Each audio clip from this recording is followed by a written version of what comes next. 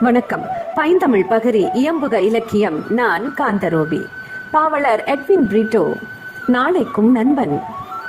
நெஞ்சை கவர்ந்தவனே, நேசமிகு நண்பனே, சுடர்விடும் புத்தி, தன்னென்ற தோழமை, குறைவான பாசம், கம்பீரமான காதல், எங்கிருந்து தான் வாங்கி வந்தாய் இத்தனையும்? உன்னோடு பேசிச் சிரித்த பிறகு வேறொருவரின் ஹாஸ்யமும் என்னை ஈர்க்கவில்லை. நீதானே சொல்லித் தந்தாய் எனக்கு கம்பன் செல்லி எல்லாம்.